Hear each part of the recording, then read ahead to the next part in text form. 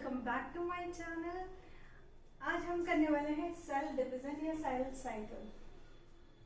हमने स्टार्टिंग में बात करी थी सेल क्या है, स्मॉलेस्ट यूनिट है सारे लिविंग ऑर्गेनिजम्स के। ठीक है, तो सबसे पहले क्या बनेगा, सेल बनेगा। हमने बात करी थी सबसे पहले सेल बनेगा। सेल बहुत सारे सेल मिलकर क्या बनाएंगे, टिश्यू बनाएंगे। बहुत सारे टिश्यू मिलकर क्या बनाते हैं, ऑर्गन बनाएंगे। बहुत सारे ऑर्गन मिलके ऑर्गन सिस्टम बनाएंगे। बहुत सारे ऑर्गन सिस्टम मिलकर ऑर्गेनिज्म बनाते हैं। हम है, कोई भी है, कोई भी एनिमल है, कोई भी लिविंग ऑर्गेनिज्म है, वो सारे की चीज से बने हुए हैं, सेल से बने हुए हैं। ये हम सबको पता है। ठीक है, कि सारी चीजें, सारी लिविंग ऑर्गेनिज्म सेल से बनी हुई है। जैसे हमने लास्ट लेक्चर में बात भी करी थी कि जैसे घर बनाने के लिए छोटे से ईंट की जरूरत है। बहुत सारी ईंट मिलकर वॉल बनाते हैं, बहुत सारे वॉल मिलकर एक रूम बनाते हैं, बहुत सारे रूम मिलकर एक घर बना रहे हैं। ठीक है, ऐसे ही हमारा जो लिविंग सिस्टम है, जो भी लिविंग ऑर्गेनिज्म है, जो भी, वो सारे क्या बने हुए, छोटे से लेकर बड़े से बड़े तक। ठीक है, कितना कॉम्प्लेक्स ऑर्गेनिज्म है वो भी सेल से बना हुआ है, कितना ही सिंपल ऑर्गेनिज्म है वो भी सेल से बना हुआ है। ठीक है, सारी चीजें सेल से बनी हुई। सेल और ईंट में डिफरेंस क्या है? सेल और ईंट में डिफरेंस ये है, वैसे तो दोनों चीजें लाइक जैसे घर बनाने के लिए सेल जरूरी है, वैसे ही स्मॉलेस्ट यूनिट्स ईंट है, वैसे ही और लिविंग ऑर्गेनिजम्स के लिए सेल स्मॉलेस्ट यूनिट हो गई। बट ईंट फर्दर डिवाइड नहीं हुई है। ठीक है, एक बार हमने ईंट बना ली, उसके एक ही ईंट हमने रखी है, उसके बहुत सारे बन जाएंगे, ऐसा नहीं होता। But in case of organism, living organism में क्या हो रहा है, सेल डिवाइड होते रह रहे हैं। ठीक है, सेल किससे बन रहे हैं, जैसे ईंट हमें बनानी पड़ रही है, ईंट के लिए हर बार अलग मटेरियल लेके आ रहे हैं हमें। अभी ये ईंट बनानी है, दूसरी फिर दूसरी बनेगी। लेकिन इन केस ऑफ लिविंग ऑर्गेनिज्म क्या हो रहा है, सेल फर्दर डिवाइड हो रहे हैं। ठीक है, एक सेल से दो सेल बन रहे हैं, दो सेल से अलग सेल बन रहे हैं। ठीक है, दो से चार बन रहे हैं, ऐसे करके यहाँ पे सेल डिवीजन होता है। ठीक है, यही सेल डिवीजन की जो भी प्रोसेस है, स्टेप बाय स्टेप जो प्रोसेस है, उसी को हम क्या बोल रहे हैं, सेल साइकिल बोल रहे हैं। ठीक है, तो यही हम देखेंगे। बहुत ही कॉम्प्लेक्स टॉपिक है, लाइक एक बार में एकदम से समझ नहीं आता चीजें, बट अगर आप पूरा फोकस करके समझ लेंगे तो बहुत अच्छे से समझ आ जाएगा और कभी कंफ्यूजन नहीं रहेगा उसके बाद। ठीक है, आप एक बार में समझ लें, बहुत अच्छे से पूरा टाइम देके बहुत अच्छे से समझ में आ जाएगा। ठीक है, आज हम करेंगे माइटोसिस। सेल डिवीजन में हमारी प्रोसेस है, माइटोसिस अलग चीज है, मियोसिस अलग चीज है, हम दोनों देखेंगे। आज हम माइटोसिस कंप्लीट करेंगे। ठीक है, बहुत अच्छे से समझेंगे चीजें, सारी बाइलिंगुअल होंगी चीजें, सारी लिखी हुई लिखेंगे, हम नोट्स भी तैयार करेंगे। हाँ, एक और मेरा पर्सनल सजेशन रहेगा, आप बुक सामने रखिए ताकि आपको समझने में चीजें बहुत आसानी रहे, क्योंकि सारी चीजें बोर्ड पे लिख पाना पॉसिबल नहीं होता, इसलिए आप बुक सामने पे रखिए, तो उसके साथ साथ आप पढ़ेंगे तो आपके कॉन्सेप्ट बिल्कुल क्लियर होते रहेंगे। ठीक है, तो चलिए स्टार्ट करते हैं। पहले हम डिवीजन, सेल साइकिल है क्या ये देखेंगे। तो हम जब सेल डिवीजन की बात करते हैं, सेल डिवीजन क्या होता है, सेल डिवीजन की बात, जब हम सेल डिवीजन की बात करते हैं, cell division is a process where parent cell is divided into two daughter cells. ठीक है, कोई भी सेल है, ये सेल है, ये डिवाइड होगा दो डॉटर सेल में। ये हो जाएगा हमारा पेरेंट सेल और ये दोनों हो जाएंगे डॉटर सेल। यही प्रोसेस हमने डिटेल में पढ़नी है। ठीक है, ये सेल डिवीजन है। अब सेल साइकिल क्या है? The cell cycle is the period between the formation of new daughter cells and their further division. ये वाली प्रोसेस पूरी, यहाँ से पेरेंट सेल से डॉटर सेल तक बनने की पूरी प्रोसेस, जो भी स्टेप्स में आ रहे हैं, वो फर्दर, वो सारी चीजें क्या कहला रही है, सेल डिवीजन। ठीक है, सेल साइकिल, जो भी सेल डिवीजन में जो भी प्रोसेस हो रही है स्टेप बाय स्टेप, वही क्या है, सेल साइकिल। ठीक है, और हम क्या कह सकते हैं, अगर आपको डेफिनेशन लिखनी हो तो एक तो ये हो गई, और सेकंड हम क्या बोल सकते हैं, sequence of synthesize the genetic material and the component of the cell and eventually divided into two daughter cell. जो भी इवेंट्स हो रहे हैं, ठीक है, जो भी सेल साइकिल में पेरेंट सेल से डॉटर सेल बनने में इवेंट्स हो रहे हैं, जो भी हो रहे हैं सीक्वेंस वाइज जो भी चीजें हो रही हैं, वही क्या है, सेल साइकिल है, वही प्रोसेस हमने पढ़नी। साइकिल क्या होती है बेसिकली? साइकिल, जब भी हम साइकिल की बात करें, साइकिल क्या होती है, कोई चीज जहां से स्टार्ट हो रही है वापस वहां तक पहुंचना, एक सर्कल फॉर्मेशन होता है, ठीक है, वही चीज है। अगर ये सेल पेरेंट सेल से दो डॉटर सेल्स बन रही हैं, ये दो जो डॉटर सेल्स बन रही हैं, दो डॉटर सेल्स अगेन क्या होंगी, अगेन डिवाइड होंगी, तो यही प्रोसेस चलता रहता है, ठीक है, वो अगेन डिवाइड होंगी, फिर ये सारी प्रोसेस कंटिन्यू चलती रहती है। सारी जितनी भी हमारे ग्रोथ हो रही है, जरूरी नहीं है कि हमारी हाइट, हेल्थ, हम मोटे हो रहे हैं यही ग्रोथ है, ऐसा नहीं है। हमारी ग्रोथ हर रोज हो रही है, लाइक हमारी स्किन डैमेज होती है, कहीं पे हमारा कट लग गया, वो रिपेयर हो रही है, वो भी हमारी ग्रोथ है, ठीक है। तो सारी चीजें हमारी चलती रहती हैं, सेल डिवीजन होता रह रहा है। इन ह्यूमन बीइंग हम देखेंगे, ह्यूमन बीइंग के केस में कितना टाइम लगता है सेल डिवीजन को, 24 आवर लगता है, और इन केस ऑफ और मतलब it varies, it depends on the organism. ये ऑर्गेनिज्म पे डिपेंड करता है कि इस पे कितना टाइम लगेगा, कौन सा कितना टाइम लेगा, ठीक है। तो चलिए अब स्टार्ट करते हैं हम पूरा प्रोसेस। हमने डेफिनेशन देख ली, कैसे पढ़ना है, क्या चीजें करनी है। अब हम देखेंगे, अब हम करेंगे क्या, प्रोसेस को डिटेल में देखेंगे, ठीक है, पूरी प्रोसेस हम डिटेल में देखेंगे। तो हमने देखा कि क्या हो रहा है, सेल डिवीजन का प्रोसेस कंटिन्यूअसली चलता रह रहा है। ह्यूमन बीइंग में ये कितना टाइम ले रहा है, 24 आवर ले रहा है, ठीक है, 24 आवर में सेल डिवीजन हो रहा है। अभी हम देखेंगे क्या कि कौन कौन सी प्रोसेस हो रही है। अब स्टेप बाय स्टेप चीजें चलेंगी, ऐसा तो है नहीं कि सेल डिवीजन होना है तो 1 से 2 बन गया, 2 से 3, कोई प्रिपरेशन नहीं चाहिए या फिर ऐसे रैंडम, क्योंकि कोई भी चीज को प्रिपरेशन की जरूरत होती है, ठीक है। सेल डिवीजन के लिए ऐसे ही हमारा क्या है, ये एक सेल है, इसको डिवीजन के लिए 2 फेज की जरूरत होती है, राइट। 2 फेज में इसका चीजें देखेंगे हम। पहले फर्स्ट को क्या बोलेंगे, प्रिपरेशन फेज,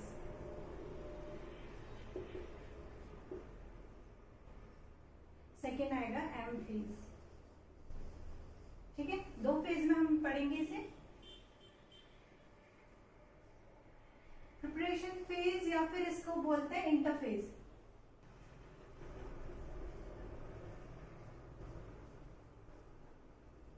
ये क्या है, इंटरफेज, ठीक है। यहां पे क्या हो रहा है, एक्चुअल डिवीजन,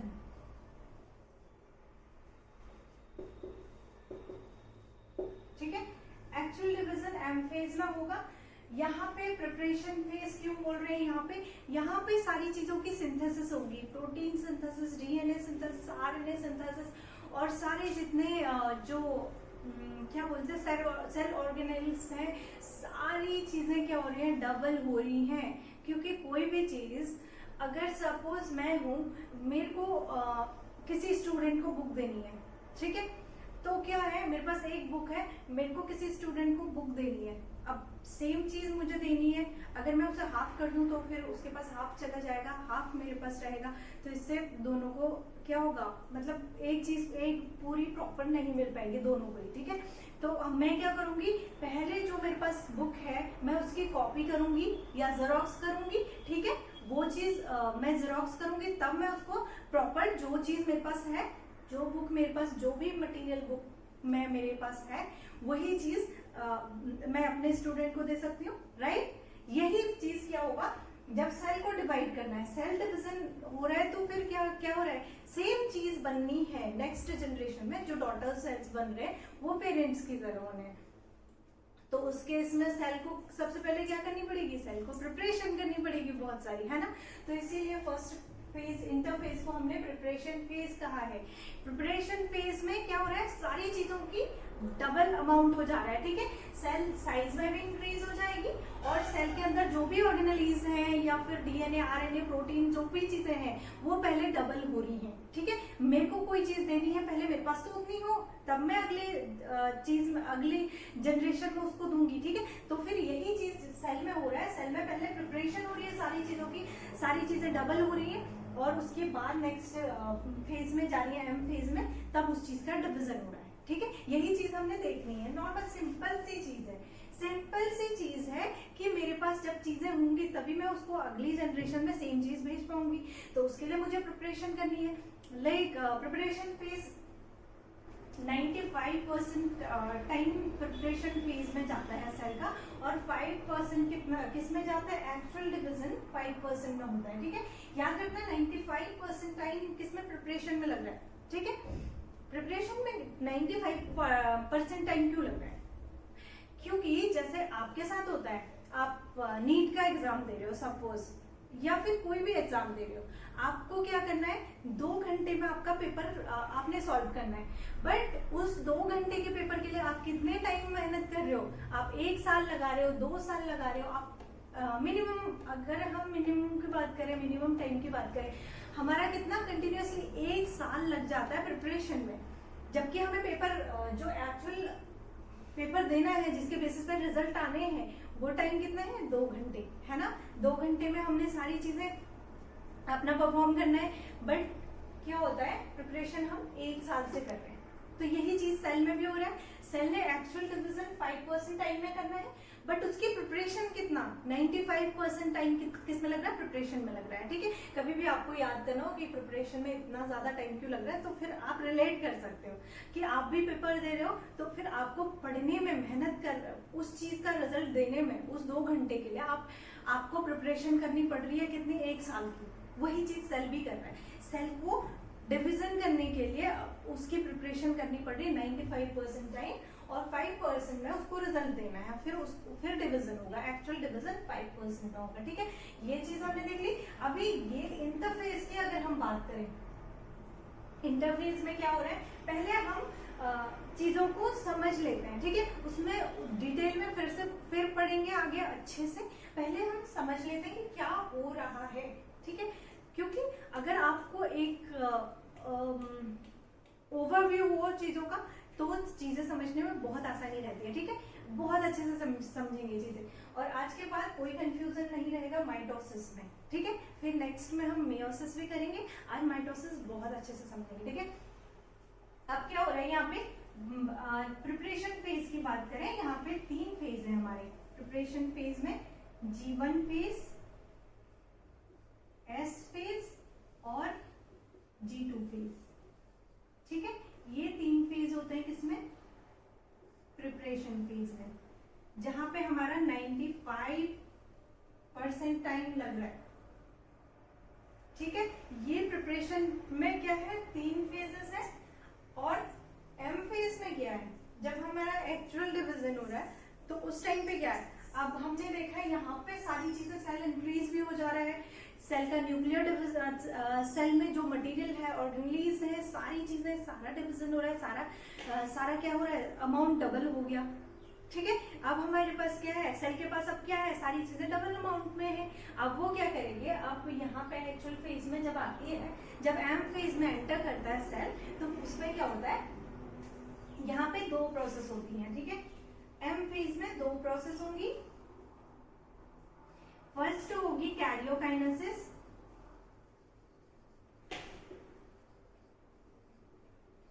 सेकेंड होगी साइटोकाइनेसिस,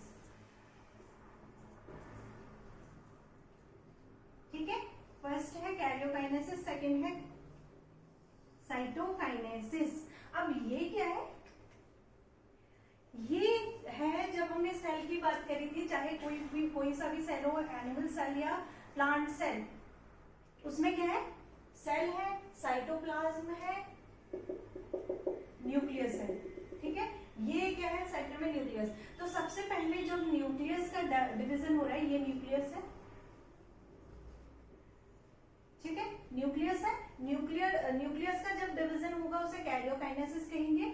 तो इसका मतलब है न्यूक्लियस, ठीक है, कैरियो न्यूक्लियस। कैरियोकाइनेसिस मतलब न्यूक्लियर डिवीजन। पहले सेल में क्या होगा, अभी सेल हमारी पहले सेल ऐसी थी, अगर यहाँ पे एग्जांपल से समझाते हैं। पहले हमारी सेल ये है, अब इसने G1 क्रॉस कर लिया, अब ये G2 में जा रही है। G2 में इसका साइज इंक्रीज हो जाएगा। क्यों हो रहा है इंक्रीज साइज? क्योंकि अभी इसने प्रिपरेशन कर ली है, क्योंकि इसको पता है कि मुझे हर चीज की कॉपी कर ली है इसने, क्योंकि नेक्स्ट जनरेशन में देनी है चीजें, तो उसको पता है कि उसको क्या क्या चीजें आगे ट्रांसफर करनी है, तो उसने हर चीज की कॉपी कर ली है। अब इसका साइज भी इंक्रीज हो जाएगा, है ना, साइज इंक्रीज हो जाएगा क्योंकि सारे मटेरियल डबल हो गए अंदर। ठीक है, अब क्या होगा इस फेज पे, अब G1 मतलब इंटरफेस बोल सकते हैं इसको, इंटरफेस। इंटरफेस से जब एम फेज में एंटर करी तो इसका साइज इंक्रीज था, अब साइज इंक्रीज है।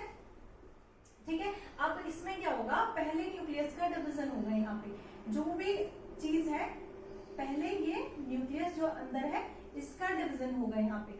ठीक है, न्यूक्लियस का डिवीजन होगा। इसी न्यूक्लियस के डिवीजन को हम क्या बोल रहे हैं, कैरियोकाइनेसिस। अब ये न्यूक्लियस जब डिवाइड हो जाएगा तो न्यूक्लियस डिवाइड होने के बाद फिर साइटोप्लाज्म का डिवीजन होगा। साइटोप्लाज्म का डिवीजन दो टाइप से होगा, तब ये दो अलग अलग सेल हो जाएंगे। ये प्लांट सेल में अलग होगा, एनिमल सेल में अलग होगा, वो हम आगे डिटेल में देखेंगे। बट हमने जो रफ चीजें समझनी है, तो सबसे पहले न्यूक्लियस का डिवीजन होगा। अंदर जो न्यूक्लियस है, न्यूक्लियस का डिवीजन को हम क्या बोल रहे हैं, कैरियोकाइनेसिस। तो पहले क्या होगी, कैरियोकाइनेसिस होगी और फिर साइटोकाइनेसिस। हमेशा याद रखना, पहले कैरियोकाइनेसिस होगी। ठीक है, पहले जो न्यूक्लियर है सेल में, न्यूक्लियर का डिवीजन पहले होगा। ठीक है, फिर क्या होगा, फिर साइटोप्लाज्म का डिवीजन होगा। ठीक है, साइटोकाइनेसिस प्लांट सेल में डिफरेंट होगी और एनिमल सेल में डिफरेंट होगी। एनिमल सेल में क्योंकि यहीं से ये अंदर को फॉर्म हो जा रहा है, साइटोकाइनेसिस में दो पार्ट्स में यहीं से डिवाइड हो जाएगा, क्योंकि सेल मेम्ब्रेन है सिर्फ। एनिमल सेल में सिर्फ सेल मेम्ब्रेन है, और प्लांट सेल में हमने बात करी थी एनिमल प्लाज्मा मेम्ब्रेन के बाहर से एक और मेम्ब्रेन है, वो कौन सी है, एक और कवर है, उसको क्या बोल रहे हैं, हमारा सेल वॉल प्रेजेंट होती है किसमें, प्लांट सेल में। प्लांट सेल में सेल वॉल प्रेजेंट होती है, इसलिए वहां प्लेट फॉर्मेशन होगा और गोल्जी कॉम्प्लेक्स सेंटर पे आ जाएंगे, फिर डिवाइड होगी सारी चीजें। ठीक है, ठीक है, ये चीज हमने याद रखनी है कि एनिमल सेल में डिफरेंट टाइप से होगा और प्लांट सेल में डिफरेंट टाइप से होगा। ठीक है, ये हमने रफ मैप देख लिया कि क्या क्या होने वाला है, हम क्या क्या पढ़ने वाले हैं। ठीक है, अब हम इसको डायग्राम से देखते हैं कि फेज कैसे। अब हम देखते हैं क्या, अब हम देखेंगे कि कैसे प्रोसेस चल रही है। ठीक है, हमने बात करी थी इंटरफेज और एम फेज की। ठीक है, ये एक सेल साइकिल है। ठीक है, सेल साइकिल है। सबसे ज्यादा टाइम किस में लग रहा है, इंटरफेज में हमने बात करी थी। इंटरफेज में कितने पार्ट है, 3 हो गए। ठीक है, ये फेज हो गया G1, सेकेंड हो गया S फेज, थर्ड हमारा आएगा G2 फेज। ठीक है, ये पूरा इतना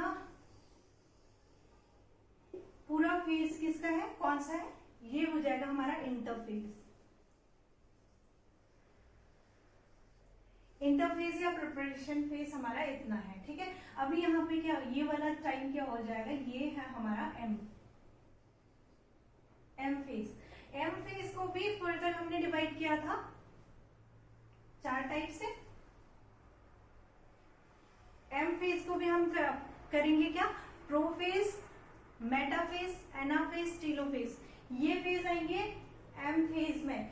कौन सी प्रोसेस में, पहले हमने क्या किया था, कैरियोकाइनेसिस एंड साइटोकाइनेसिस। ठीक है, ये वाला टाइम हमारा हो जाएगा कैरियो, के लिख देती हूँ मैं कैरियो को, साइटोकाइनेसिस सी लिख दिया। ठीक है, इतना समझ में आया सबको कि कैरियोकाइनेसिस क्या है, साइटोकाइनेसिस क्या है, ये हमने बताया, अभी बताया।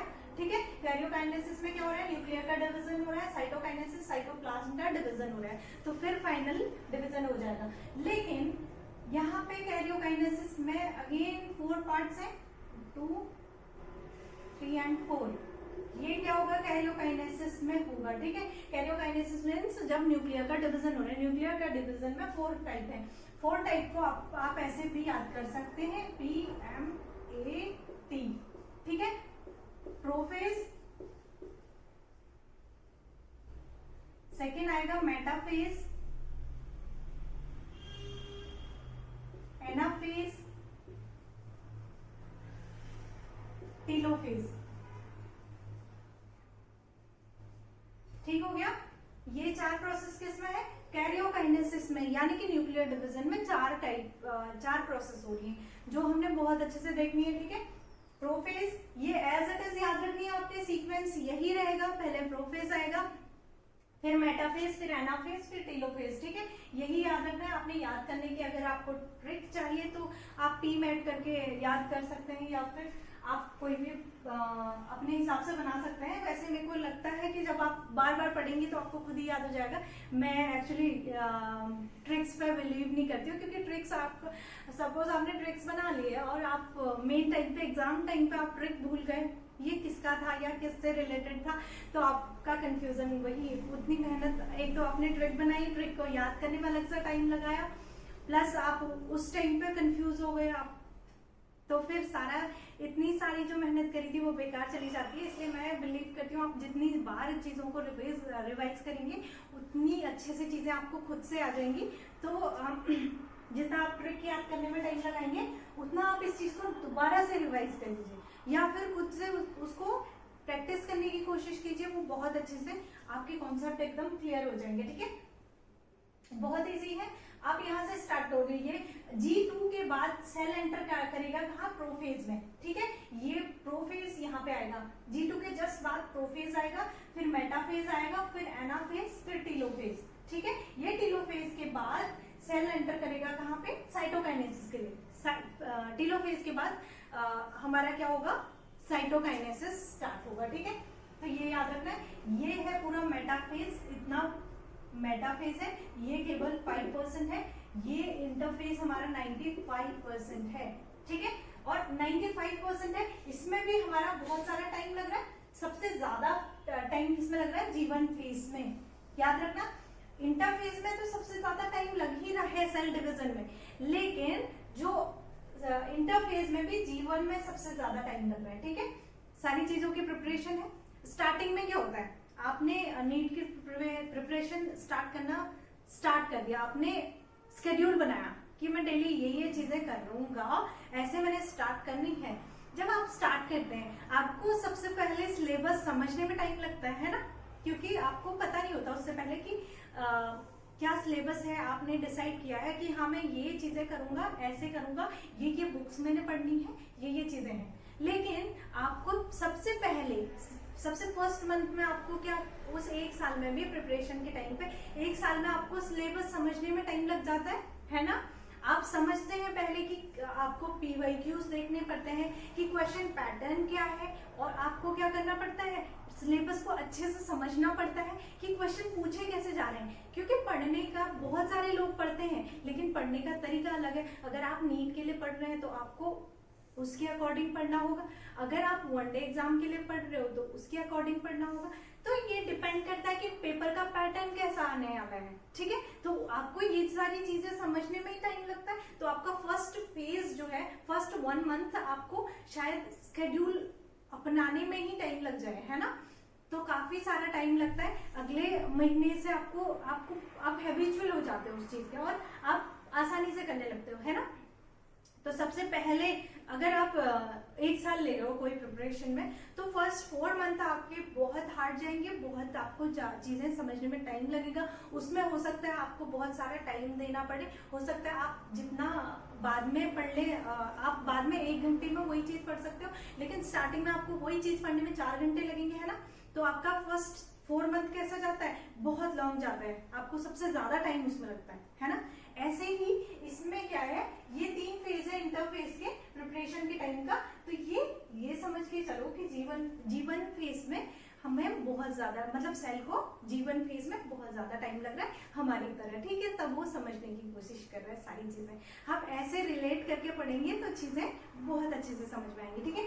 तो यहाँ पे G1 फेज में इसको सबसे ज्यादा टाइम लगता है, फिर S फेज में, फिर G2 फेज में, ठीक है।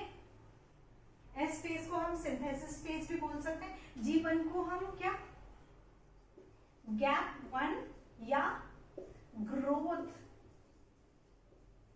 ग्रोथ फेज भी बोल सकते हैं, ठीक है। और एस फेज हमारी क्या है, सिंथेसिस।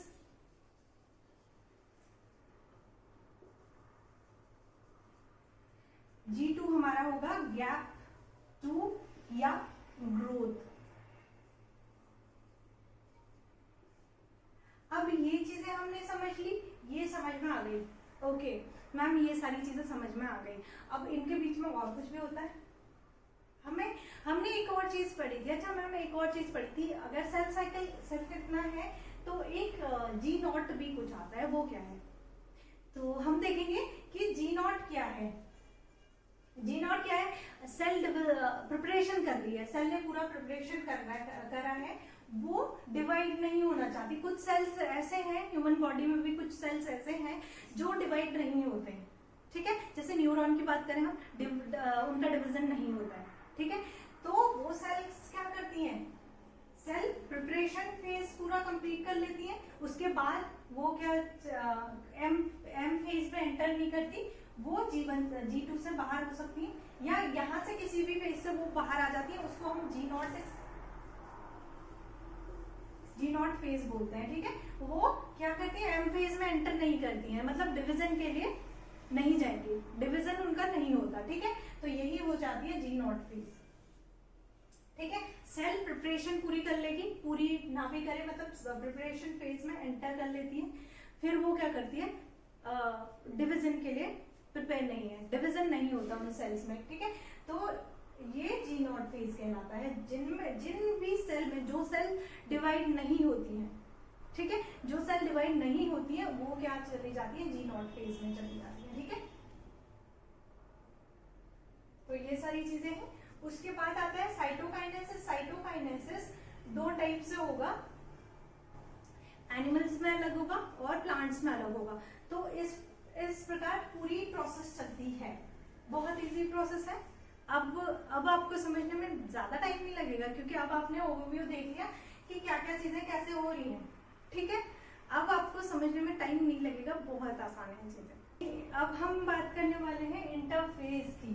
इंटरफेज में G1 फेज की बात करेंगे, अभी हमने इंटरफेज में G1 फेज की बात करेंगे, ठीक है। G1 फेज सबसे लॉन्गेस्ट टाइम लग रहा है इसमें, बट क्या करता है, सेल टू सेल वेरी करता है कि किसी में लॉन्गेस्ट टाइम लगेगा, ठीक है, सेल टू सेल वेरी करेगा। नेक्स्ट सबसे पहले हम थोड़ा बात कर लेते हैं किस चीज की, इंटरफेस की। इंटरफेस के लिए अगर आपने नोट्स बनाने हैं तो आप ऐसे बना सकते हैं, लाइक आपने सारी चीजें देख ली, सारी चीजें हमने पढ़ ली। अगर आपको नोट्स बनाने हैं साथ में, ताकि आप एग्जाम टाइम से पहले आप चीजें रिवाइज कर सकें, ठीक है। समझते टाइम हमें लगता है कि हमें समझ में आ गया है सारी चीजें, ओ वाह हम एक ही बार में कर लेंगे, बट कुछ टाइम ऐसा होता है क्योंकि हमने एक ही चीज तो पढ़नी नहीं है, बहुत सारी चीजें पढ़नी है, हमने कुछ और चीजें पढ़ी, तो हमें कंफ्यूजन हो जाता है, फिर हम वापस से वहां जाते हैं, वापस से हमें बुक से पढ़ने की जरूरत पड़ती है। तो अगर हमारे पास नोट्स होंगे, हम नोट्स रिवाइज करते रहेंगे, तो उससे क्या होगा, अभी समझ में आ गया तो हमें लॉन्ग टर्म के लिए वो समझ में आता रहेगा, और एग्जाम से पहले हम अपने नोट्स रिवाइज करेंगे और हमें कम टाइम में चीजें बहुत अच्छे से समझ में आ जाएंगे, रिवाइज हो जाएंगे, ठीक है। तो इसलिए हमें नोट्स बनाने जरूरी है। इंटरफेस की अगर हम बात करते हैं, इंटरफेस जैसा कि हमने बात करी थी, इंटरफेस क्या है, 95% पूरा टाइम इंटरफेस में लग रहा है। तो ये क्या है, long non dividing. Non dividing क्यों कह रहे हैं, क्योंकि डिवीजन एक्चुअल कहाँ हो रहा है, एम फेज में हो रहा है, ठीक है। तो क्या होगा ये long non dividing growing phase, cell prepare itself for division. इस फेज में क्या कर रहा है, सेल प्रिपेयर कर रहा है, या प्रिपरेशन फेज चल रहा है। इंटरफेस क्या है, प्रिपरेशन फेज है, और इसको नॉन डिवाइडिंग इसलिए बोला क्योंकि डिवीजन एक्चुअल कहाँ हो रहा है, एम फेज में हो रहा है, ठीक है। इंटरफेज में केवल क्या कर रहे हैं, प्रिपरेशन कर रहे हैं, ठीक है। 95% टाइम किस में लग रहा है, प्रिपरेशन में लग रहा है, 95% टाइम, ठीक है। इन ह्यूमन बीइंग की अगर हम बात करें, इन ह्यूमन बीइंग एक सेल डिवीजन में कितना टाइम लगाता है, 24 आवर लगाता है, ठीक है। ह्यूमन बीइंग की बात करें हम, 24 आवर का टाइम लेता है एक सेल डिवीजन में, और उसमें से इंटरफेज में 23 आवर लग जाते हैं। ह्यूमन बीइंग की बात करें, इंटरफेज में केवल 23 आवर लग जाते हैं, और एम फेज में 1 आवर लगता है हमारा एम फेज में। ठीक है, ये किसकी ह्यूमन बीइंग की बात करें, 24 आवर टोटल एक सेल डिवीजन में लग रहा है, एक सेल में टोटल 24 आवर लग रहा है, तो फिर प्रिपरेशन फेज में कितना टाइम लग रहा है, 23 आवर, 1 आवर लग रहा है एक्चुअल डिवीजन में, जो एम फेज हमने बताया। ठीक है, most active stage of cell division, interphase की बात कर रहे हैं, मोस्ट एक्टिव स्टेज है। ठीक है, क्योंकि इसी में सारी चीजें वो हो रही है, सेल साइज भी इंक्रीज कर रहा है, ऑर्गेनेलिज का डुप्लीकेशन भी हो रहा है, सारी चीजें हो रही है। ठीक है, तो इंटरफेज होगा सबसे एक्टिव फेज। ठीक है, period of growth and synthesis phase, interphase को ही हम क्या बोल रहे हैं, period of growth and synthesis phase, क्योंकि डीएनए आरएनए प्रोटीन सारी सिंथेसिस कहाँ हो रही है, इंटरफेज में हो रही है। ठीक है, तो और ग्रोइंग फेज, सेल इंक्रीज भी कर रहा है और ग्रो भी कर रहा है, सारी चीजें डबल हो रही हैं, है ना, तो ग्रोथ भी हो रही है और क्या हो रहा है, सिंथेसिस भी हो रही है। तो क्या बोलेंगे ये वाला phase, period of growth and synthesis phase. ठीक है, अब हम इंटरफेज में सबसे पहले फेज की बात कर रहे हैं, G1 फेज की। G1 फेज, अब हमने बोला सारी चीजें डबल हो रही है, डुप्लीकेशन हो रहा है, सेल साइज इंक्रीज हो रहा है, किसमें कौन सी चीज का डुप्लीकेशन हो रहा है, क्या चीजें कहाँ पे बन रही हैं, यही सारी चीजें देखने के लिए हमें डिटेल में पढ़नी पड़ेगी। तो सबसे पहले हम देखेंगे G1 फेज में, G1 फेज में क्या हो रहा है और ये सबसे लॉन्ग प्रोसेस क्यों है। ठीक है, सबसे पहले हम देखते हैं G1 phase, interval between mitosis and initiation of DNA replication.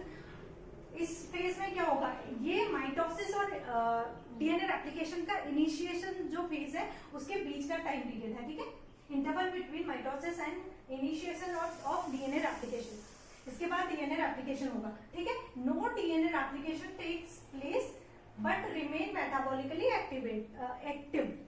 इस फेज में क्या हो रहा है, डीएनए रेप्लिकेशन नहीं हो रहा है, इसीलिए इसको क्या बोल रहे हैं, माइटोसिस और इनिशिएशन के बिटवीन का इंटरवल टाइम है। ठीक है, डीएनए रेप्लिकेशन नहीं हो रहा है बट मेटाबॉलिकली एक्टिव रहेगा, क्योंकि सेल जब भी है, अगर वो सेल लिविंग ऑर्गेनिज्म का है तो वो मेटाबॉलिकली एक्टिव हमेशा रहेगा, चाहे वो कोई भी फेज में है, वो क्या रहेगा, मेटाबॉलिकली एक्टिव रहेगा। ठीक है, तो इसीलिए ये बोल रहा है no DNA replication takes place but remain metabolically active, जो सारी एक्टिविटीज हो रही है वो सारी इसमें हो रही है। ठीक है, तो ये मेटाबॉलिकली एक्टिव रहेगा।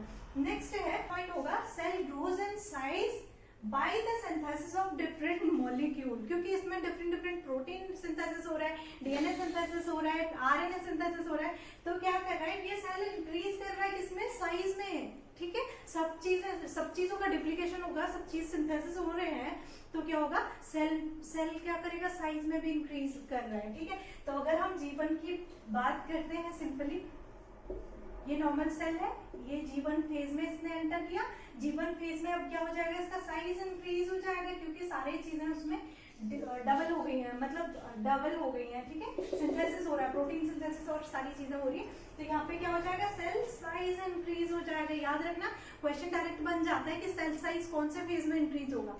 ठीक है, तो इनिशियल फेज में ही सेल साइज इंक्रीज हो जा रहा है, क्योंकि यहाँ पे बहुत सारी सिंथेसिस हो रही है डिफरेंट मॉलिक्यूल्स की। ठीक है, most of the duplication of organelles occurs in this phase, जो भी ऑर्गेनेलिज है बाकी सारे, ठीक है, किस को छोड़कर, एक्सेप्ट सिंथेसिस किस का हो रहा है, DNA synthesis, RNA synthesis, protein synthesis हो रहा है। एक्सेप्शन है सिंथेसिस के, कौन सी सिंथेसिस यहाँ पे नहीं हो रही, हिस्टोन एंड ट्यूब्यूलिन का सिंथेसिस यहाँ पे नहीं हो रहा है, एक्सेप्शन है, G1 फेज का एक्सेप्शन है, यहाँ पे क्या नहीं होगा,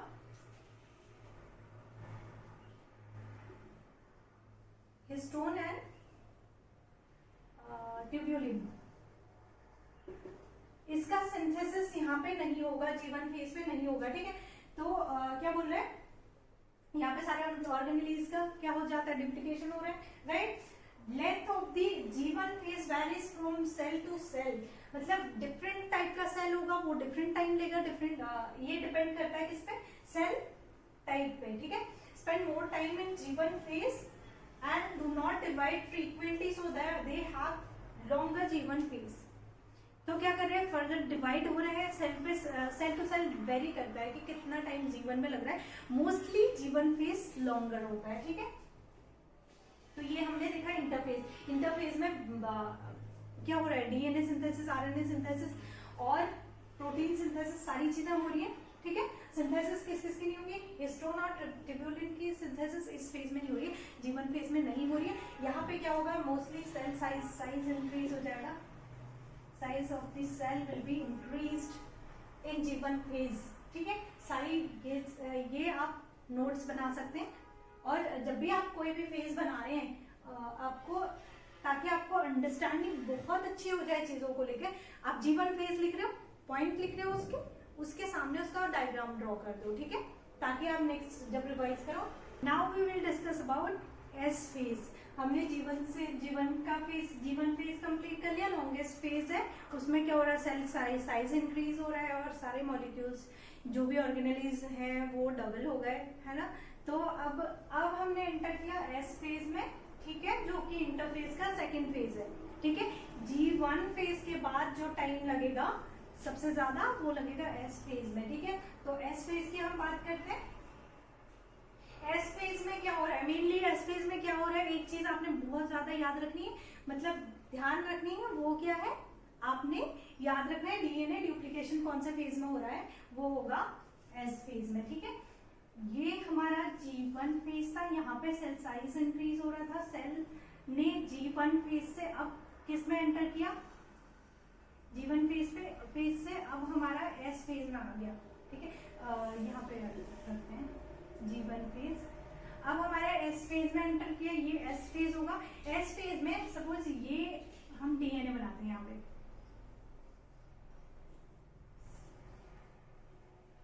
ठीक है, ये नॉर्मली क्या है, डीएनए. ये क्या हो गया हमारा, सेंट्रोमेयर. ठीक है, ये हो जाएंगे हमारे क्रोमैटिड्स. ठीक है, अब क्या होता है, एस फेज में जब हम एंटर करते हैं, यहाँ पे सारी चीजें हमारी क्या हो गई थी, सेल साइज इंक्रीज हो गया था, सेल ऑर्गेनेलिज डबल हो गए थे. अब हमारे पास क्या है, अब हमने एस फेज में एंटर करा. एस फेज में क्या होगा, डीएनए डबलिंग होगा. एस और synthesis phase, replication of DNA takes place. ठीक है, जैसे सपोज ये है, ये हमारा डीएनए था. G1 फेज में हमारे पास यही था, राइट. अब हमारे पास क्या होगा, डीएनए का ड्यूप्लीकेशन हो रहा है, ये इस फॉर्म में आ जाएगा. किस फेज में, एस फेज में. ठीक है, ये याद रखना है आपने. तो यही चीज हमने पढ़नी है. किसमें, एस फेज में हमारा क्या हो रहा है, डीएनए ड्यूप्लीकेशन. तो इसीलिए इसको क्या कहते हैं, replication of DNA takes place in S phase. Synthesis phase भी बोल रहे हैं इसे, एस फेज और synthesis phase. DNA doubling takes place. DNA क्या हो रहा है, पहले यहाँ पे डीएनए का अमाउंट ये था, अभी डीएनए का डबलिंग हो गया है. ठीक है, जितना अमाउंट पहले था, पहले फेज में हमने बात करी थी, जो इंटरफेज है, हर चीज का क्या हो रहा है, अमाउंट डबल हो रहा है, क्योंकि डीएनए को भी नेक्स्ट उसमें ट्रांसफर होना है डॉटर सेल्स में. तो फिर क्या हो रहा है, यहाँ पे डीएनए का डबलिंग भी हो रहा है. डीएनए डबलिंग स्पेशली पूछा जाता है कौन से फेज में हो रहा है, तो एस फेज में हो रहा है. जब एस फेज से आप G2 फेज में एंटर करेंगे तो आपको डीएनए अमाउंट क्या दिखेगा, डबल दिखेगा. ठीक है, यही चीज हमने देखनी है. अब हम देख लेते हैं पॉइंट्स में. हमने समझ लिया, पॉइंट्स में देख लेते हैं. Genetic material doubles. Genetic material हमारा क्या हो सकता है, कुछ भी हो सकता है, डीएनए आरएनए कुछ भी हो सकता है. तो वो क्या हो जाता है, डबल हो जाता है. But the number of chromosomes remain the same.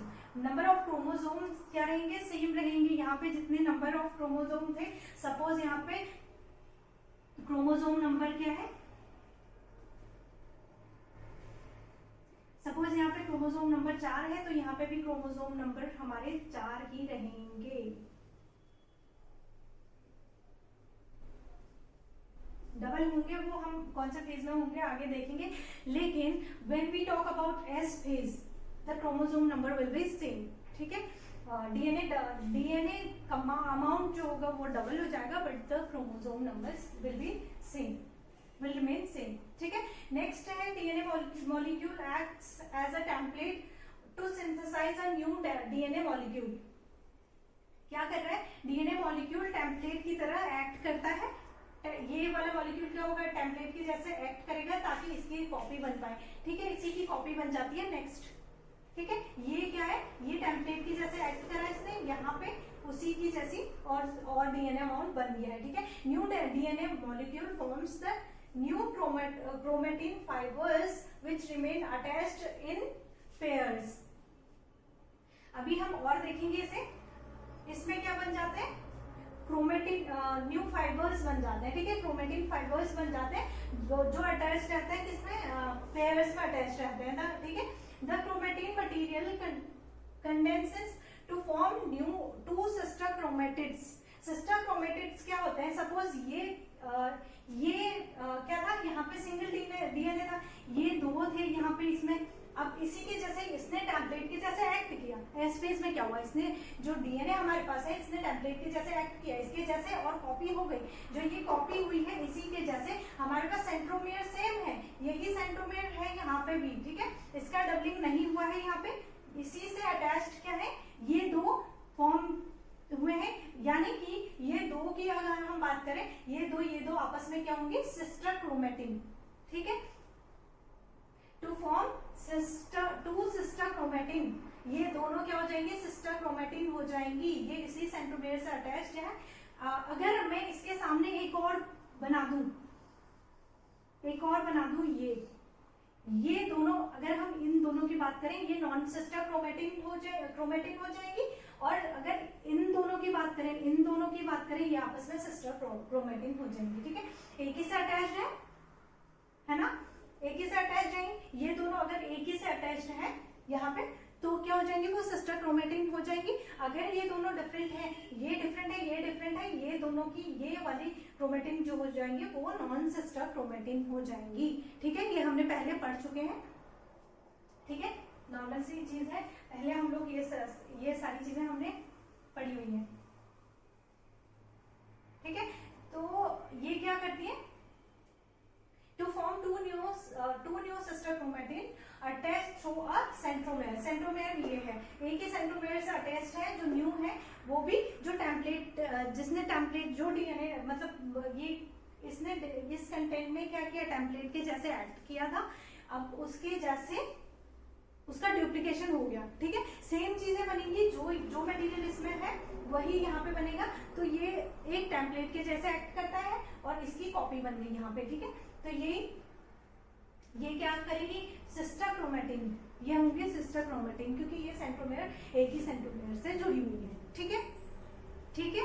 इतना आपको बिल्कुल क्लियर रखना है कि सिस्टर क्रोमेटिन कौन सी होंगी, जो एक ही सेंट्रोमेयर से जुड़ी हुई है, यहाँ पे कॉपी हुई है लेकिन ये जुड़ी हुई एक ही सेंट्रोमेयर से है। अगर सपोज इसी सेल के अंदर दूसरा कोई डीएनए मॉलिक्यूल है, तो दूसरा सेंट्रोमेयर है, वहां पे जो भी होंगी, जो भी चीजें उसके अंदर की, और इससे अगर उसे कंपेयर करें इसके क्रोमेटिन से दूसरे वाले डीएनए मॉलिक्यूल के क्रोमेटिन से, तो क्या हो जाएंगी, वो नॉन सिस्टर क्रोमेटिन हो जाएंगी, ठीक है, ठीक है। अगर ये एक ही सेंट्रोमेयर से अटैच्ड है तो ये सिस्टर क्रोमेटिन होंगी, ठीक है, ये चीज याद रखना है। तो ये सारी चीजें हो रही है किसमें, एस फेज में। तो एस फेज की हमने बात करी, एस फेज में हमारा मेनली क्या हो रहा है, डीएनए डुप्लीकेशन हो रहा है, और क्या बन रही है, सिस्टर क्रोमेटिन्स बन रही है, ठीक है, ये अब हम एंटर कर चुके हैं G2 फेज में, ठीक है। G2 फेज में क्या होता है, G1 में हमने देखा था, एस फेज में हमने क्या देखा था, जो डीएनए कंटेंट था वो डबल हो चुका था, ठीक है, डीएनए कंटेंट क्या हो गया, डबल हो गया। अब इसमें क्या होगा, जो डीएनए डुप्लीकेशन हो रहा था वो यहाँ पे रुक जाएगा, ठीक है, डीएनए डुप्लीकेशन यहाँ पे रुक जाएगा, बट आरएनए और प्रोटीन सिंथेसिस कंटिन्यू चलती रहेंगी इस फेज में, ठीक है, G2 फेज में। G2 फेज में जो अदर ऑर्गेनेलिज हैं और उनका डुप्लीकेशन चलता रहेगा, लेकिन जो डीएनए रेप्लिकेशन है, डीएनए कंटेंट जो डबल हो रहा था वो इस फेज में क्या हो जाएगा, स्टॉप हो जाएगा, ठीक है। इसको पॉइंट्स में हम देख लेते हैं, बाकी चीजें हमने डिटेल में देखी थी, आपको पता है ये हमने फेज पढ़ा था। अगर हम बात करें, ये हमारा G1 फेज था, ये हमारा S फेज, ये हमारा G2 फेज है, ठीक है, ये वाला फेज अभी हम पढ़ रहे हैं G2 फेज। G1 में सारी ऑर्गेनेलीज जो भी थे वो डबल हो रहे थे, अमाउंट डबल हो रहा था, सेल साइज इंक्रीज हो रहा था। एस फेज में हमने क्या देखा था, डीएनए कंटेंट हमारा डबल हो रहा है। और G2 फेज में अब क्या होगा, डीएनए कंटेंट जो डबल हो रहा है वो स्टॉप हो जाएगा, डीएनए रेप्लिकेशन जो हो रहा था वो स्टॉप हो जाएगा G2 फेज में। और क्या होगा, जो बाकी सारी ऑर्गेनेलीज हैं लाइक ऑर्गेनेलीज हैं जैसे माइटोकॉन्ड्रिया और इन सब का रेप्लिकेशन होगा, ये अमाउंट डबल होगा। बट इस फेज में G2 फेज में आरएनए और प्रोटीन सिंथेसिस कंटिन्यू चलती रहेंगी। ठीक है, G2 फेज में क्या होगा, आरएनए और प्रोटीन सिंथेसिस चलती रहेंगी। G2 फेज के बाद कहाँ एंटर करेगा सेल, M फेज में। ये है M फेज। M फेज के किसमें, कैरियोकाइनेसिस के लिए प्रिपेयर रहेगा। ठीक है, अब देखते हैं हम क्या G2 फेज। G2 फेज की अगर हम बात करें, it is the second gap present between S और M फेज। ठीक है, S और M फेज, ये M फेज है हमारा और ये S है, इसके बीच में फेज प्रेजेंट है G2 फेज। ठीक है, ये पॉइंट आपको समझ में आ गया होगा। Cell organelles duplication takes place, जो भी सेल ऑर्गेनेलीज हैं माइटोकॉन्ड्रिया का और जो भी चीजें प्रेजेंट हैं सेल में, सबका डुप्लीकेशन यहाँ पे कंटिन्यू रहेगा। बट किस चीज का स्टॉप हो जाएगा, डीएनए रेप्लिकेशन स्टॉप हो जाएगा। ठीक है, DNA synthesis stops at this place at this phase, but the synthesis of RNA, protein etc. required during the next phase. जो रिक्वायरमेंट होंगी नेक्स्ट फेज के लिए उनका सिंथेसिस होता रहेगा। DNA, RNA, protein like protein और आरएनए, ये सारे का डुप्लीकेशन होता रहेगा, बट डीएनए सिंथेसिस यहाँ पे रुक जाएगा। G2 फेज में डीएनए सिंथेसिस रुक जाएगा। जब हम S फेज से G2 फेज में एंटर करेंगे तो हमारा डीएनए कंटेंट हमें डबल मिलेगा। ठीक है, डबल कौन से फेज में मिलेगा, जब हम S से G2 फेज में एकदम एंटर करेंगे, क्योंकि S फेज में हमारा क्या हो रहा है, डुप्लीकेशन हो रहा है सारे डीएनए का। ठीक है, S फेज में डुप्लीकेशन हो रहा है। जब हम S फेज से G2 फेज में एंटर करेंगे तो हमारा डीएनए मॉलिक्यूल होगा, डीएनए अमाउंट है वो डबल हो जाएगा। ठीक है, तो ये है हमारा टोटल S फेज। अब S फेज के बाद M फेज में एंटर करेगा सेल, ये सारी प्रोसेस हो जाएंगी।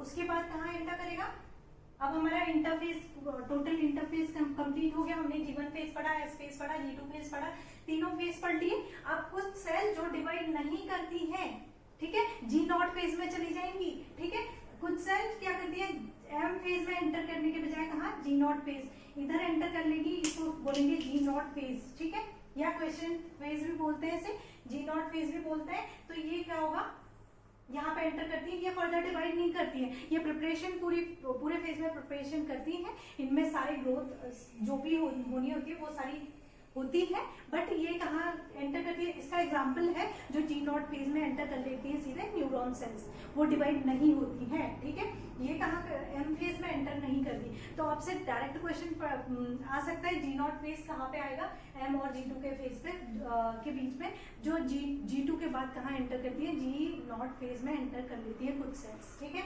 वही हमारा G0 है, या क्रेसेंट स्टेज भी बोलते हैं, फेज भी बोलते हैं इसको।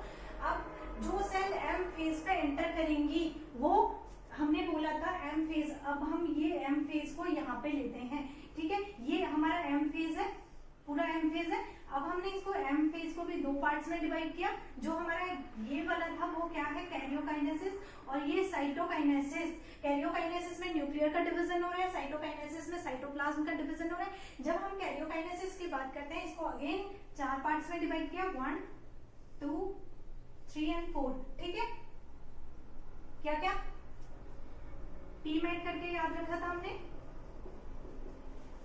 Prophase, metaphase, anaphase, telophase. ठीक है, ये चारों फेज किसमें है, कैरियोकाइनेसिस में। कैरियोकाइनेसिस मतलब जब हमारे सेल में न्यूक्लियर का डिवीजन हो रहा है, न्यूक्लियर का डिवीजन होगा, तो ये कहाँ पे एंटर करिए, G2 फेज के बाद कौन सा प्रोसेस स्टार्ट होगा, कैरियोकाइनेसिस या साइटोकाइनेसिस। पहले क्या होगा, कैरियोकाइनेसिस स्टार्ट होगा। ठीक है, G2 फेज के बाद कैरियोकाइनेसिस स्टार्ट होगा। कैरियोकाइनेसिस में भी सबसे पहले प्रोफेज स्टार्ट होगा। ठीक है, प्रोफेज, मेटाफेज, एनाफेज, टेलोफेज। ठीक है, ये इसी सीक्वेंस में अपनी याद रखनी है। यहाँ पे क्या आएगा, प्रोफेज, मेटाफेज, एनाफेज, टेलोफेज, फिर ये साइटोकाइनेसिस के लिए जाएंगे। ठीक है, फिर इसमें साइटोकाइनेसिस होगा। तो हमारे पास एम फेज में 2 फेज हैं, karyokinesis, cytokinesis. Karyokinesis further divided into 4 parts, prophase, metaphase, anaphase, telophase and then cytokinesis. ठीक है, तो अब हम देखेंगे क्या, एम फेज हमारा G1 फेज या इंटरफेज हमारा कंप्लीट हो चुका है। 95% काम हमारा कंप्लीट हो चुका है। जो प्रिपरेशन था 95% टाइम जो हमारा लग रहा था वो हमारा कंप्लीट हो चुका है। अगर हम बात करें ह्यूमन बीइंग्स की, ह्यूमन बीइंग में 24 आवर लग रहा है।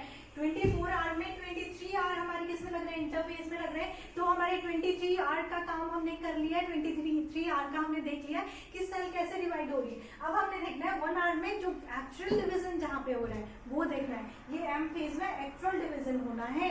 जो एक्चुअल डिवीजन होना है वही 2 पार्ट्स में होना है, karyokinesis and cytokinesis. Karyokinesis nuclear division, cytokinesis cytoplasm का डिवीजन। ठीक है, यही चीज हम देखेंगे। कंटिन्यू करें। एम फेज में हमने इंटरफेस कंप्लीट कर लिया है टोटल। अब हमने इंटरफेस बहुत अच्छे से समझ लिया। अब हम एंटर कर रहे हैं कहाँ पे, एम फेज में। एम फेज में हम पहले पढ़ेंगे माइटोसिस। ठीक है, 2 डिवीजन है, माइटोसिस एंड मियोसिस। मियोसिस भी हम कंप्लीट करेंगे नेक्स्ट लेक्चर में।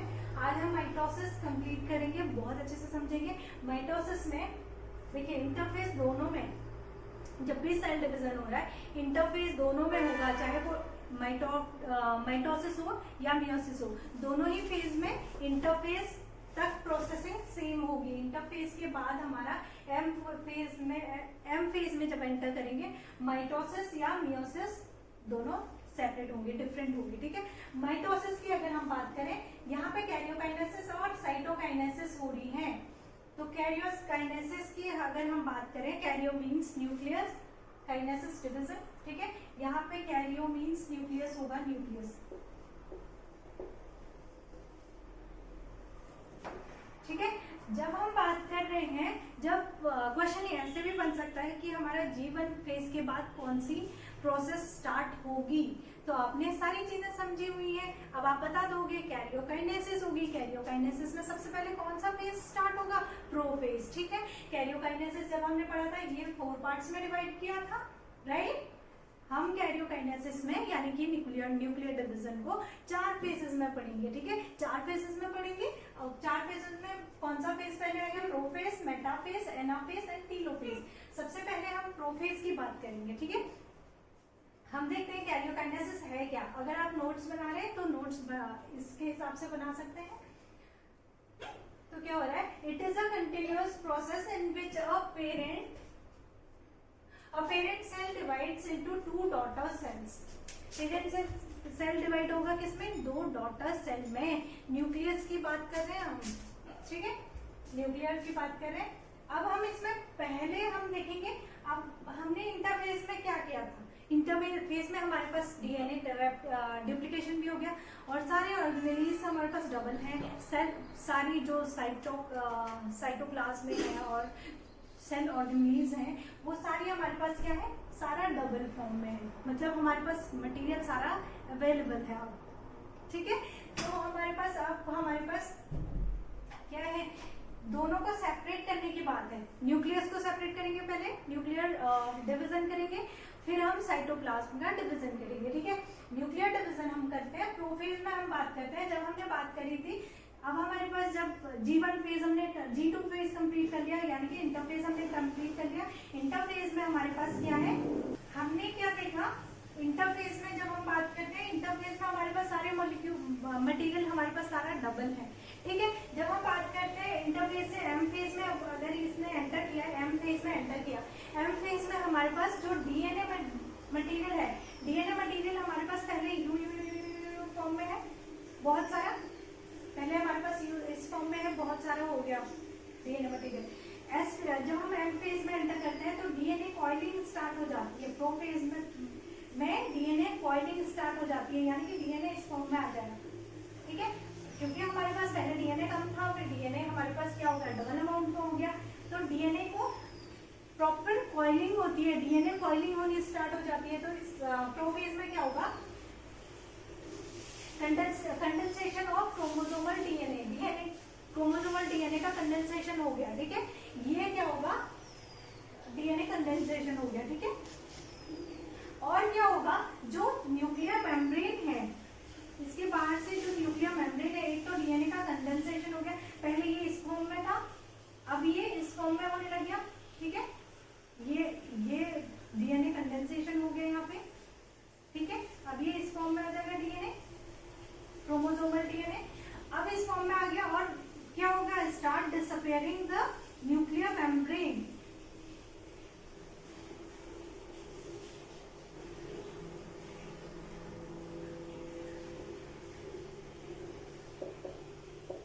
न्यूक्लियर मेम्ब्रेन क्या हो जाएगी, डिसअपियर होना स्टार्ट हो जाएगी। कौन से फेज में, प्रोफेज में, ठीक है। आपको समझने के लिए इतना समझना जरूरी है कि हमने इंटरफेज में सारी चीजें बना ली हैं, और प्रोफेज में जब हम एंटर करते हैं, सबसे पहले हमारा जो डीएनए, क्रोमोसोमल डीएनए है, वो क्या होगा, हमारा डीएनए का कंडेंसेशन हो रहा है।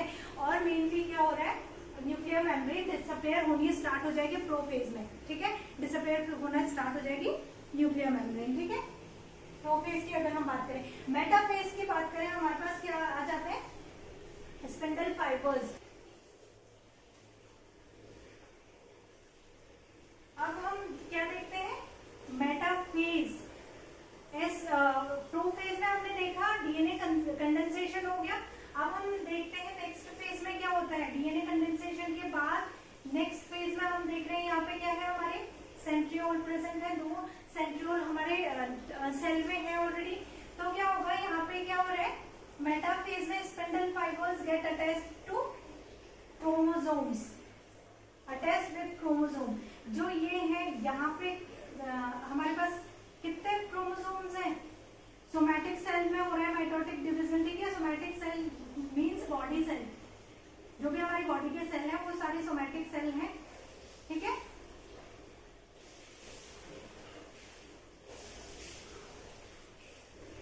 तो ये क्रोमोसोम से अटैच होने लग जाएंगे कौन, मेटाफेज में, ठीक है। मेटाफेज में क्रोमोसोम, एक तो मेटा से आप याद रखना कि सेंटर में क्रोमोसोम हमारे सेंटर में आ जाएगी, कौन से, इक्वेटर में। हमने आपको पता है इक्वेटर कहाँ पे, अर्थ के सेंटर पे इक्वेटर है। ऐसे ही अगर सेल की बात करें, सेल के सेंटर पे, सेंटर यानी कि इक्वेटर वाला फॉर्म हम बोल सकते हैं। इक्वेटर पे क्या कौन आ जाएंगे, सारे क्रोमोसोम हमारे इक्वेटर पे आ जाएंगे। और किससे अटैच हो जाएंगे, स्पिंडल फाइबर्स, इनसे सबसे स्पिंडल फाइबर्स अटैच हो जाएंगे मेटाफेज में, ठीक है। मेटाफेज में हमारा कुछ ऐसा फॉर्म हो जाएगा, ठीक है। फिर हम देखेंगे एनाफेज।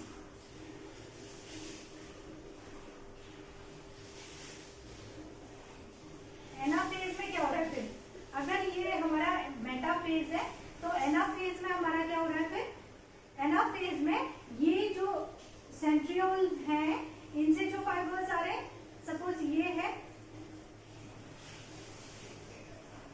ये इससे अटैच हो जा रहा है, ये इससे, ठीक है।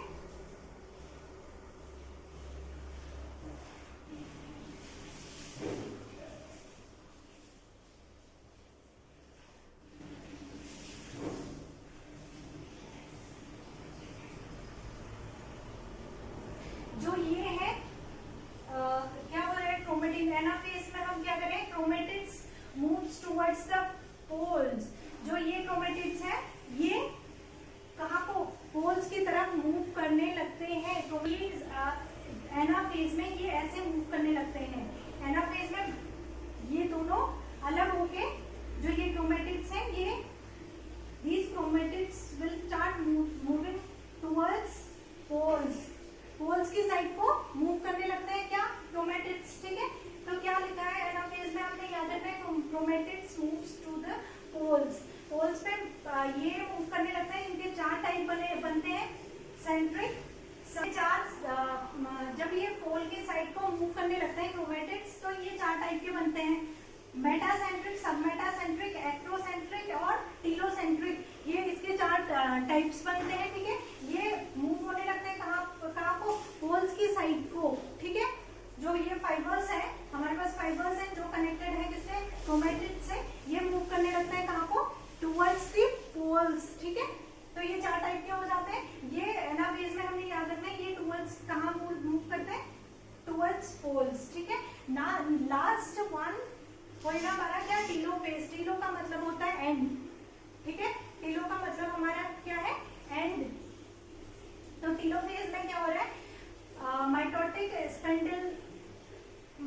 Spindle disappears, reappearance of ER, endoplasmic reticulum, Golgi bodies and nuclear envelope assembles around the chromatin cluster। अब क्या होगा, ये स्पिंडल फाइबर्स जो है धीरे धीरे डिसअपेयर होने लग जाएंगे। स्पिंडल फाइबर्स ये है, ये डिसअपेयर होने लग जाएंगे कौन से फेज में, कौन से फेज में, टीलोफेज में। टीलो यानी कि एंड, ठीक है, टीलो यानी कि एंड। एंड में फिर जो भी चीजें होंगी उनका रीअपियरेंस हो जाएगा। गोल्जी बॉडीज और सारी चीजें हमारी क्या आ जाएंगी, इनकी रीअपियरेंस हो जाएंगी और ये 2 सेंट्रोमेयर्स में डिवाइड होगा, ठीक है।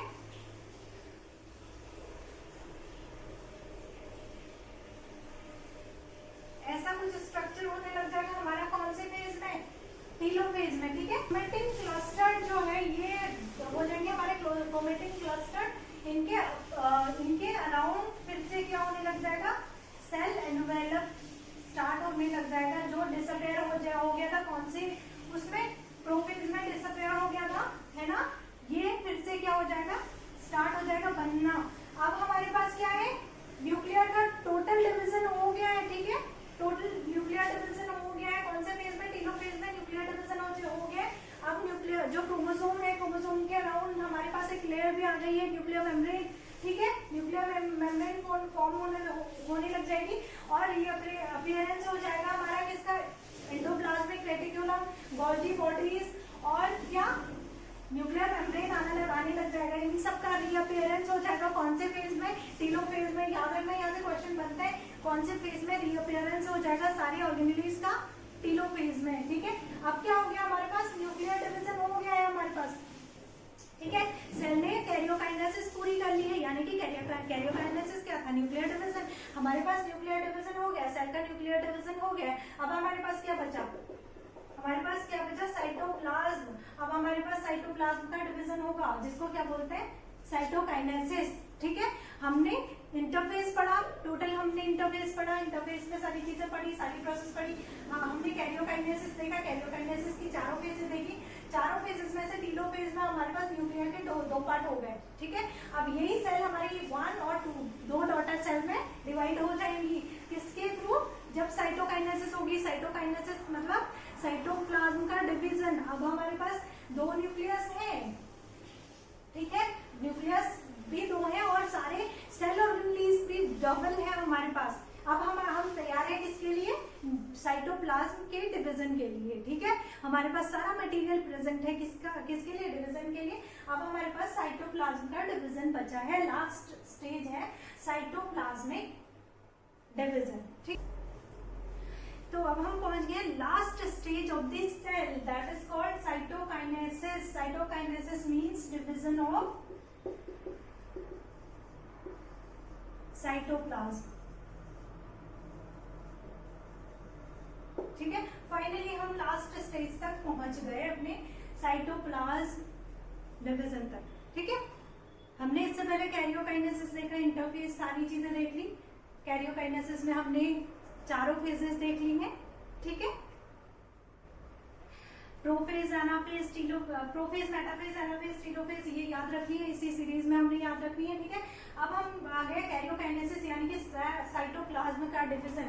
हमने देखा था जब हमने कैरियोकाइनेसिस देखी थी तो यहाँ पे 2 सेल न्यूक्लियर मेम्ब्रेन बननी स्टार्ट हो गई थी। न्यूक्लियस में सारे ऑर्गेनेल्स दोबारा से आ गए थे, गोल्जी बॉडीज और ER, एंडोप्लाज्मिक रेटिकुलम, और वापस से न्यूक्लियर मेम्ब्रेन रीअपियरेंस हो गया था न्यूक्लियर मेम्ब्रेन का, राइट। हमने ये सारी चीजें देख ली थी। अब हमारे पास क्या है, हमारे पास न्यूक्लियर का डिवीजन हो चुका है, कैरियोकाइनेसिस हमारी फुल हो चुकी है। अब हमारी लास्ट स्टेज बची है। अब हमारे पास इस सेल से 2 सेल बनने के लिए हमें क्या करना है, इसका डिवीजन करना है, किसका, साइटोप्लाज्म का। यही हमारे पास, यही फॉर्मेशन क्या कहला रहा है, साइटोकाइनेसिस, ठीक है, डिवीजन ऑफ साइटोप्लाज्म। साइटोप्लाज्म ये है सारा फ्लूइड मटेरियल हमारे पास क्या है, साइटोप्लाज्म है। न्यूक्लियर मेम्ब्रेन जो भी हमारे पास अंदर ऑर्गेनेल्स थी, न्यूक्लियस का भी डिवीजन हो गया, सब कुछ हो गया। अब हमारे पास केवल साइटोप्लाज्म का डिवीजन होना है। साइटोप्लाज्म सिंपल है, साइटोप्लाज्म में डिवीजन होना है। एनिमल सेल में अलग होगा और प्लांट सेल में अलग होगा। क्यों? क्योंकि हमारे पास एनिमल सेल सिंपल है, हमारे पास न्यूक्लियर मेम्ब्रेन है, हमारे पास केवल क्या कौन सी मेम्ब्रेन है, प्लाज्मा मेम्ब्रेन है, हमारे पास केवल प्लाज्मा मेम्ब्रेन है। एनिमल सेल की हम बात करें, हमारे पास केवल एक मेम्ब्रेन है, ठीक है। In case of plant cell हमारे पास प्लाज्मा मेम्ब्रेन के बाहर पे एक और वॉल प्रेजेंट है, जिसको क्या बोल रहे हैं हम, जिसको हम क्या बोलते हैं, सेल वॉल, ठीक है। सेल वॉल में एनिमल सेल की तरह नॉर्मल सा क्या साइटोप्लाज्म डिवीजन पॉसिबल नहीं, तो उसमें अलग प्रोसेस होगा और एनिमल सेल में डिवीजन अलग होगा, ठीक है। तो सबसे पहले हम देखते हैं एनिमल सेल में कैसे डिवीजन हो रहा है, ठीक है। बहुत सिंपल है। एनिमल सेल में हमारे पास सिंपल प्लाज्मा मेम्ब्रेन है, ठीक है, प्लाज्मा मेम्ब्रेन है, आउटर मेम्ब्रेन। तो ये क्या होती है, बीच में से यूं अंदर को धंसनी स्टार्ट हो जाती है, ठीक है, यूं फॉर्मेशन होगा, ठीक है। दो न्यूक्लियस हमारे पास पहले से बने हुए हैं, इसके अंदर जो मटेरियल है वो प्रेजेंट है ही सारा, ठीक है। ये फॉर्मेशन होती है। तो तीसरी स्टेज में हमारी क्या हो जाती है, दो न्यू डॉटर सेल्स बन जाती हैं, ठीक है। इन सब में वही चीज है जो पहले वाले उसमें प्रेजेंट था, तो ये बन जाती है, यही फॉर्मेशन होता है। ये वाला फॉर्मेशन यहाँ पे इसको क्या बोलते हैं, हमारा क्लीवेज फरो, ठीक है, क्लीवेज फरो। एनिमल सेल में हमारे पास क्या बनेगा, क्लीवेज फरो। ये क्या कहलाएंगी, ये दोनों क्या है, डॉटर सेल्स।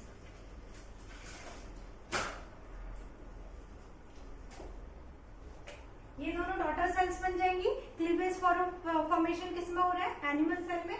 याद रखना, ये पूछा जाता है, तो यहाँ पे क्लीवेज फरो बन रहा है, ठीक है। ये आके अटैच हो जाएंगे, स्लो प्रोसेस होगा और ये आपस में अटैच हो जाएंगे और दो पार्ट हो जाएंगे यहीं से, सेंटर से, ठीक है।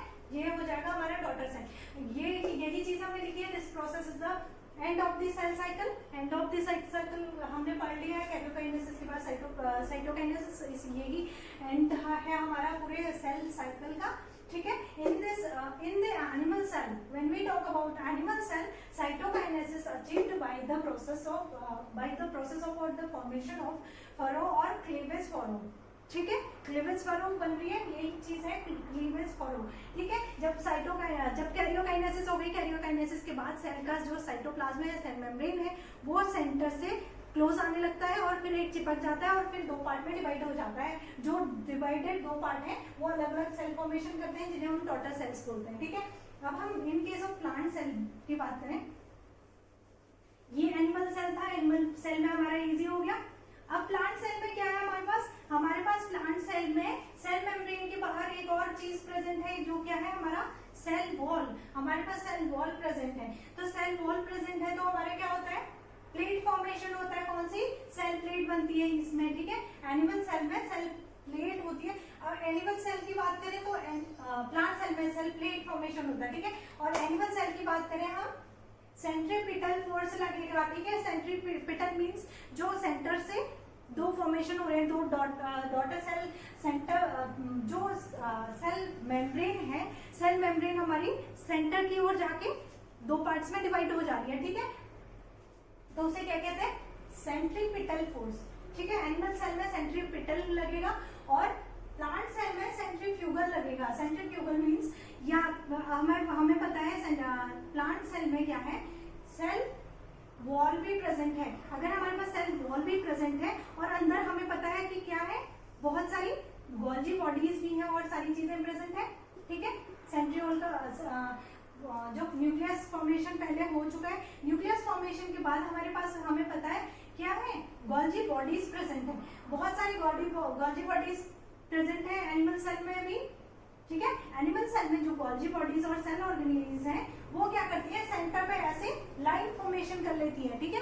सेंटर पे पूरी एक लाइन बना लेती है यूं सेंटर पे, ठीक है। फिर यहीं से ये डिवाइड होना स्टार्ट करती है, तो दो सेल फॉर्मेशन ऐसे हो जाता है, ठीक है। जो भी ऑर्गेनेल्स है वो लाइन फॉर्मेशन करती है ऐसे और उसके बाद दो सेल में कहलाती है डॉटर सेल्स। ठीक है, ये दो सेल है डॉटर सेल्स। याद रखना ये वाला कौन सा फॉर्मेशन होगा प्लांट सेल की बात करें, ये तो एक तो ये प्लेट फॉर्मेशन है। प्लेट फॉर्मेशन किसमें होगा, एनिमल सेल में, और इसमें कौन सा वो लग रहा है, सेंट्रीफ्यूगल। ठीक है, सेंट्रीफ्यूगल। ठीक है, सेंट्रीफ्यूगल मींस यहां से फिर दो पार्ट में डिवाइड हो रहा है। और एनिमल सेल में सेंट्रीपिटल लग रहा था हमारे पास। सेंट्रीपिटल में क्या हो रहा था, सेंट्रीपिटल में क्या हो रहा था, जो सेल मेम्ब्रेन है वो क्या हो रहा है, अंदर की ओर जाके डिवाइड हो जा रही है दो सेल्स में। ठीक है, और प्लांट सेल में क्या हो रहा है, प्लांट सेल में जो गोल्जी बॉडीज है वो सेंटर पे आ जा रही है। गोल्जी बॉडीज और जो भी सेल ऑर्गेनेलीज है सेंटर पे आ गई और दो पार्ट्स में डिवाइड हो गई है। ठीक है, तो ये था सेल डिवीजन। हमने कंप्लीट किया सेल डिवीजन में कौन सा डिवीजन, माइटोसिस हमने कंप्लीट कर लिया है। अब हम नेक्स्ट लेक्चर में मियोसिस कंप्लीट करेंगे। ठीक है, बहुत इजी है, आप बहुत अच्छे से नोट्स तैयार कीजिए और उसके साथ साथ आप पढ़िए। बुक साथ में आपकी होनी चाहिए। आप जब भी जो भी पॉइंट लिख रहे हैं, आप प्रोफेज लिख रहे हैं, प्रोफेज के पॉइंट लिख रहे हैं, उसके सामने उसका डायग्राम बनाइए।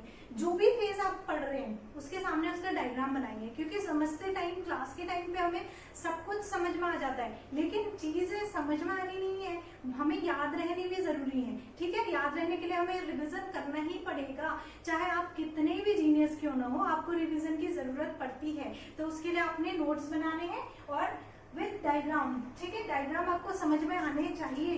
इतने रफ भी मत बनाना कि बिल्कुल समझ में नहीं आ रहे नेक्स्ट टाइम, और इतने अच्छे भी नहीं लगे रहना है कि पूरा मतलब डायग्राम में ही लगे रहना है, ऐसा भी नहीं करना है। तो थोड़ा टाइम हर चीज को देना है। ठीक है, तो ये हमारा कंप्लीट सेल डिवीजन। माइटोसिस हमने कर लिया है, मियोसिस हम करने वाले हैं।